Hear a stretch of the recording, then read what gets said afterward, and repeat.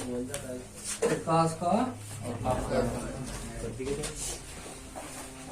प्रकाश के परावर्तन के बाद सबसे मोस्ट टॉपिक है प्रकाश का अपवर्तन। प्रकाश का अपवर्तन क्या है?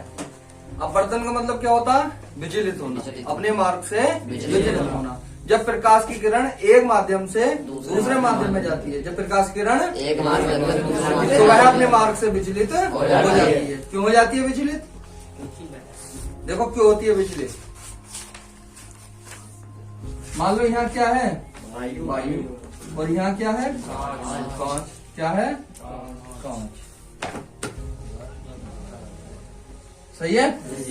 अब ये कैसा माध्यम है? विरल। और ये कैसा है? सघन। विरल में वायु और निर्वात होते हैं और सघन में कांच, जल, हीरा, द्रव ये होते हैं। ठीक है।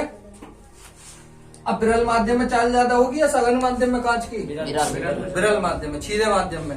जैसा हम वायु में तेज भाग लेंगे, जल में किसमें तेज भागेंगे? वायु में। किसमें तेज भागेंगे? ऐसे ही प्रकाश है। प्रकाश किसमें तेज भागता? वायु में। ठीक है। हमने एक खींच दिया, एक अभिलंब। क्या खींच दिया? प्रकाश की किरण आई। क्या आई? यहाँ आते ही इसकी चाल कम हो जाएगी, ज्यादा है? कम हो जाएगी। क्या हो जाएगी? कम हो जाएगी। तो सीधी ने जाके अपने मार्ग से, ठीक है, अपने मार्ग से। तो क्यों विचलित होती है प्रकाश किरण? जब एक माध्यम से दूसरे माध्यम में जाती है तो प्रकाश किरण विचलित क्यों होती है? क्योंकि उसके चाल में कमी आ जाती है। उसके चाल में परिवर्तन हो जाता है, चाहे कमी आए चाहे वृद्धि आए। अब प्रकाश किरण विरल माध्यम से सघन माध्यम में आई है। कहाँ से कहाँ? विरल माध्यम से सघन माध्यम में आई है प्रकाश की किरण। ठीक है। तो कहाँ की ओर झुकी? क्यों झुकी?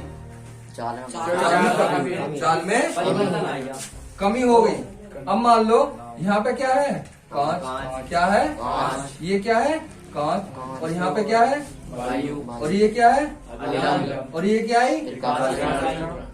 अब बताओ यहाँ आएगा चाल ज्यादा हो जाएगी, कम? तो अभिलंब से दूर हटेगी। अभिलंब से दूर हटेगी। क्यों हटेगी दूर? क्योंकि चाल ज्यादा हो जाएगी। कहने मतलब यह है जब प्रकाश किरण एक माध्यम से दूसरे माध्यम में जाती है तो वह अपने मार्ग से विचलित हो जाती है। विचलित चाल में परिवर्तन हो जाता है। एक बात का और ध्यान रखना है, जब प्रकाश किरण एक माध्यम से दूसरे माध्यम में जाएगी तो उसकी चाल बदल जाएगी। उसकी चाल उसकी तरंगदैर्घ्य बदल जाएगी। उसकी लेकिन एक चीज ऐसी है जो परिवर्तित, क्या? आवर्ती। आवर्ती एक ऐसी राशि है किसी तरंग की जो एक माध्यम से दूसरे माध्यम में जाने पर परिवर्तित नहीं होती। परिवर्तित नहीं होती। इस बात का ध्यान रखना। ठीक है। अब देखो इतनी चीज आ गई समझ में। अब आवर्ती का तो आ गया फंडा समझ में। अब देखो मान लो तरंगदैर्घ्य दे दी। क्या दे दी?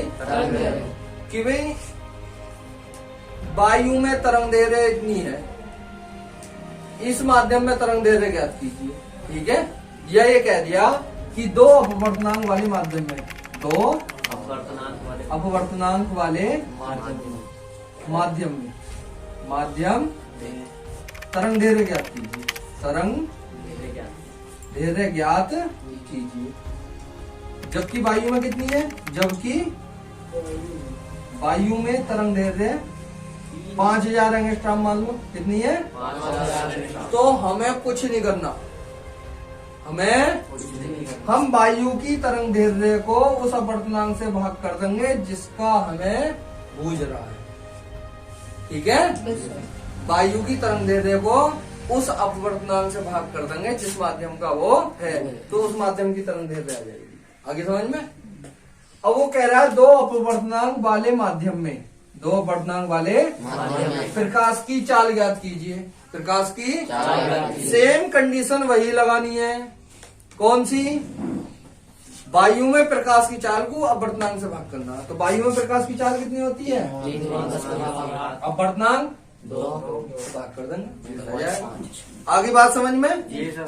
दूसरे माध्यम की तरंगदैर्घ्य और चाल निकालनी है तो वायु की तरंगदैर्घ्य और चाल को उस माध्यम के अपवर्तनांक से भाग कर देंगे तो उस माध्यम की तरंगदैर्घ्य और चाल ज्ञात हो जाएगी। आगे समझ में। अब सुनो, एक फार्मूला होता है चाल बराबर आवृत्ति गुणा तरंग दैर्घ्य, आवृत्ति गुणा तरंग दैर्घ्य। चाल को C से भी प्रदर्शित कर रहे हैं, V से भी प्रदर्शित कर रहे हैं। आवृत्ति को इसमें N से प्रदर्शित नहीं करेंगे, इसमें आवृत्ति को छोटे वाले V से प्रदर्शित कर दो, कैसे? और चाल को बड़े। ठीक है। C होती है प्रकाश की वायु में चाल। C कब लेते हैं? प्रकाश की वायु में चाल। कितना मान होता है C का? 1/8 बराबर V गुणा तरंग दैर्घ्य क्या होती है? ये लगाना, सही है। ये आवृत्ति होगी, क्या हो गई? आवृत्ति। अब हमें सवाल दे दिया, मान लो क्या दे दिया? सवाल क्या है कि वायु में तरंग दैर्घ्य 5000 एंगस्ट्रॉम है, वायु में तरंग दैर्घ्य और प्रकाश 2 अपवर्तनांक वाले माध्यम में प्रवेश कर रहा है। प्रकाश 2 अपवर्तनांक वाले माध्यम में प्रवेश कर रहा है। ठीक है। तो ज्ञात क्या करना है? उस माध्यम में चाल कितनी होगी और तरंग दैर्घ्य कितनी होगी। तो 2 अपवर्तनांक वाले माध्यम में 2 की जगह 1.5 भी दे सकता है कि 1.5 अपवर्तनांक वाली कांच की प्लेट में प्रवेश कर रहा है। तो उसकी उस कांच की प्लेट में किसकी? रे प्रकाश की कांच की प्लेट में चाल और तरंग दैर्घ्य ज्ञात कीजिए। देखो एक क्वेश्चन आता है, ध्यान रखना मेरी बात, सही है। तो क्या करेंगे हम? कांच की प्लेट में प्रवेश कर रहा है, वायु में तरंग दैर्घ्य कितनी दे दी? 5000 एंगस्ट्रॉम, कुछ भी दे सकता है, और चाल हमें पता है, तो हम कांच में आराम से निकाल सकते हैं नहीं भाई। कांच की प्लेट में क्या निकालनी है? चाल। तो वायु की चाल कितनी होती है? 3 × 10⁸ और कांच की प्लेट का अपवर्तनांक कितना? 1.5। पॉइंट हटा के 15 दूनी 30 और 2 × 10⁻⁸ मीटर प्रति सेकंड। चुटकियों में कोई सूत्र लगाने की जरूरत नहीं। हमें तो ये ध्यान रखना, वायु की तरंग दैर्घ्य को जिस माध्यम के अपवर्तनांक से भाग करेंगे उस माध्यम की तरंग दैर्घ्य बन जाएगी। ठीक है। वायु की तरंग दैर्घ्य को, वायु तो ये कहती है मुझे अपने ही रंग में रंग, तो इस तरीके से निकालना। ठीक है। अब तरंग दैर्घ्य निकालनी है मान लो। भाई तरंग दैर्घ्य पूछ रहा, तो तरंग दैर्घ्य वायु में कितनी है? सवाल में दी होगी कितनी। तो ये चीज आगे समझ में, कोई दिक्कत तो नहीं है? अब आता है अपवर्तनांक। क्या आता है? अपवर्तनांक क्या होता है? N बराबर sin I बटे sin R। देखो I क्या है? आपतन कोण। I क्या है? आपतन कोण। R क्या है? अपवर्तन कोण, ये वाला, और I ये वाला। I क्या है? आपतन कोण, और R क्या है? अपवर्तन कोण। ठीक है। तो साइन को हिंदी में क्या कहते हैं? जया। कोस को कोजेय। तो आपतन कोण की जया, आपतन कोण की जया तथा अपवर्तन कोण की जया का अनुपात अपवर्तनांक के बराबर होता है। बताओ, आपतन कोण की जया और अपवर्तन कोण की जया का अनुपात अपवर्तनांक के बराबर होता है। इसके बाद आता है स्नेल का नियम। स्नेल के नियम से पहले ये काटनी पड़ेगी थी बीच बीच में कई बार। अपवर्तनांक के प्रकार, अपवर्तनांक के प्रकार। अपवर्तनांक कितने प्रकार के होते हैं? तो अपवर्तनांक 2 प्रकार के हैं, एक तो सापेक्ष और एक निरपेक्ष। एक कैसा होता है? सापेक्ष। और एक कैसा होता है? सापेक्ष जो होता है वो 2 माध्यमों का होता है। कैसा होता है? जैसे वायु के सापेक्ष, वायु के सापेक्ष किसका? जल का अपवर्तनांक, जल का अपवर्तनांक। तो अपवर्तनांक का ऐसे प्रदर्शित करेंगे N से। कैसे? शुरू में माध्यम क्या है? वायु, बाद में माध्यम क्या है? जल। सही है। तो ये छोटे छोटे लिखने हैं, ये बड़ा लिखना है। ठीक है। तो AnW। हीरे के सापेक्ष जल का अपवर्तनांक बताओ। हीरे के सापेक्ष DnW। वायु के सापेक्ष हीरे का अपवर्तनांक अंग्रेजी पहले अक्षर देने। ठीक है। निरपेक्ष में केवल ये कहा जाएगा कि जल का अपवर्तनांक, तो NW। हीरे का अपवर्तनांक ND ND। सही है। ऐसी चाल की बात है, बाद में रखना है उसका। हाँ एक में बाद में रखना। ऐसी चाल है वायु, मतलब वायु में चाल V A या C मान लो, ठीक है। हीरे में चाल V D, जल में चाल V W, ऐसे प्रदर्शित करो। आगे समझ में। और एक बात का ध्यान रखना कि अपवर्तनांक दो प्रकार के होते हैं, सापेक्ष और निरपेक्ष। इस तरीके से इसके सवाल करे जाएंगे, ठीक है।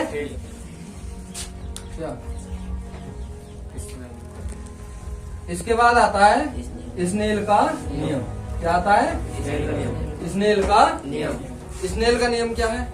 सेम टू सेम परिभाषा यही बनेगी। इस नियम के अनुसार, इस नियम के अनुसार क्या आपतन कोण की जाए और अपवर्तन कोण की जाए का अनुपात अपवर्तनांक के बराबर होता है। इस नियम के अनुसार आपतन कोण की जाए और अपवर्तन कोण की जाए का अनुपात अपवर्तनांक के बराबर होता है, ठीक है। यही फार्मूला लिखा जाना है, यही सबका मिसमाच है, ठीक है। ये टॉपिक इतना ही है, ये टॉपिक है, ठीक है। सवाल क्या है? वायु के सापेक्ष कांच में जल के अपवर्तनांक क्या है? 3/2 तथा 4/3 है। जल के सापेक्ष कांच का अपवर्तनांक ज्ञात है। तो वायु के सापेक्ष, वायु के सापेक्ष पहले क्या है? कांच और फिर क्या है? जल। तो वायु के सापेक्ष कांच, इसका मतलब क्या हुआ? NG कितना? 3/2। और वायु के सापेक्ष किसका? जल का कितना? 4/3। ज्ञात क्या करना है? जल के सापेक्ष कांच का अपवर्तनांक, जल के सापेक्ष कांच का अपवर्तनांक WNG, ये ज्ञात करना है। दो अपवर्तनांक दिए हुए हैं। तीसरा अपवर्तनांक ज्ञात करने के लिए यदि कहा जाएगा तो क्या करेंगे? भाग कर देंगे। तो क्या करेंगे? भाग या गुणा करनी है, वो हम देखेंगे। वो कैसे हमें पता चलेगा? हम ये देखेंगे इन दोनों में शुरू में माध्यम एक से है या अलग अलग है। तो शुरू में माध्यम कैसी है? एक से। कैसे है? एक से। बिल्कुल शॉर्ट ट्रिक बता रहा हूँ इसकी। शुरू में माध्यम कैसे है?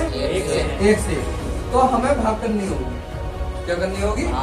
और माध्यम अलग अलग होते तो हमें इसकी गुणा करनी होगी, उसका भी बताएंगे, ठीक है। तो दोनों माध्यम कैसे है? एक से माध्यम है। कैसे है? एक से। तो क्या करनी पड़ेगी? तो WNG बराबर WN। आगे की मेन रहेंगे। हाँ इनका ध्यान रखना है, ये दोनों एक से हैं तो हमें भाग करनी पड़ेगी। ये दोनों अलग अलग दे रखे हैं तो हमें गुणा करनी पड़ेगी, उसका भी एक सवाल करेंगे। अब देखो WNG। अब ये W वाला कौन से में है? इस वाले में। तो W शुरू में है बाद में? पहले शुरू में। कहाँ है W? शुरू में है। शुरू में है। तो शुरू वाला जो होगा वो हम बटे में रख देंगे। ऐसा क्यों बोल भैया खाने जैसा आलू 50 रुपए, ठीक है। संबंध हो ना हो, आलू तो 50 रुपए हो गए। संबंध हर चीज का संबंध थोड़ी होगा, सही है। अब देखो जो शुरू में है उसको कहाँ रख दिया हमने? बटे में। जो आगे भागता है वो मुंह की खा के नीचे गिरता है, जो सुनता है। अब तो संबंध ठीक हो गया। और जो बाद वाला है उसे कहाँ लिया है? ठीक है, कहाँ लिया है? ये खींच दिया। NG का मान 3/2, इसका मान 4/3। बटे की चीज कहाँ पहुंचेगी? 3 गुणा 3/2 गुणा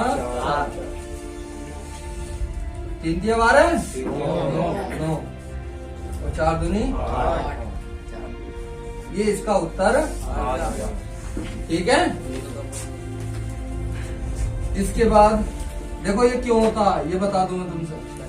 दिख रहा क्यों होता है?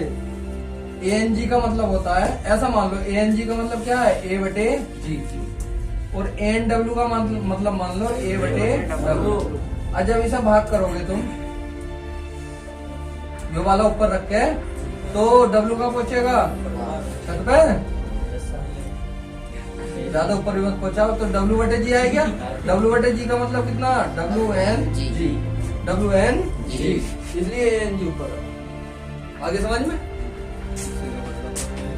आए तो सिद्ध करके दिखाया तो सिद्ध ये करके दिखाया मैंने। AN_G का मतलब है ऊपर वायु नीचे कांच, AN_W का मतलब है ऊपर वायु नीचे जल। हमें ज्ञात क्या करना, जो करना हमने भाग करके देख ली दोनों को, इसके बटे यो, तो हमारा आ रहा है ऊपर जल नीचे कांच, तो WN_G। अगर उल्टा आता तो इस वाले को ऊपर रख लेते, इसे नीचे रख लेते। आगे समझ में ये चीज ध्यान रखना। अब एक गुणा वाला देख लो, एक गुणा वाला, सही है। मान लो हमसे कह दिया कि वायु के सापेक्ष हीरे का अपवर्तनांक, वायु के सापेक्ष हीरे का अपवर्तनांक 2 है, तो काय का मान हो गया AN_D, कितना 2, सही है। और हमसे कह दिया कि हीरे के सापेक्ष जल का अपवर्तनांक 3 है, हीरे के सापेक्ष जल का अपवर्तनांक तो काय का मान हो गया AN_W, AN_W, कितना हो गया 3। तीन। कुछ भी एग्जाम्पल के तौर पे बता रहा हूँ। हमसे फिर पूछ रहा है कि वायु के सापेक्ष, किसके सापेक्ष, वायु के सापेक्ष जल का अपवर्तनांक क्या, तो वायु के सापेक्ष जल क्या हो गया AN का मान ज्ञात करना है, सही है। अब इसमें शुरू में माध्यम एक से है, अलग अलग है, तो क्या करनी पड़ेगी, क्या कर देंगे हम, तो गुणा क्यों करी हमने, AN_D का मतलब क्या है A बटे D, और DN_W का मतलब कितना D बटे W, इससे घट गया A बटे W, A बटे W का मतलब AN_W आएगी नहीं आएगी, आगे समझ में। इसलिए हमने इसमें गुणा करी है, 2 गुणा 3, 3 दूनी 12, 6। आगे समझ में कोई दिक्कत, ये टॉपिक यही समाप्त।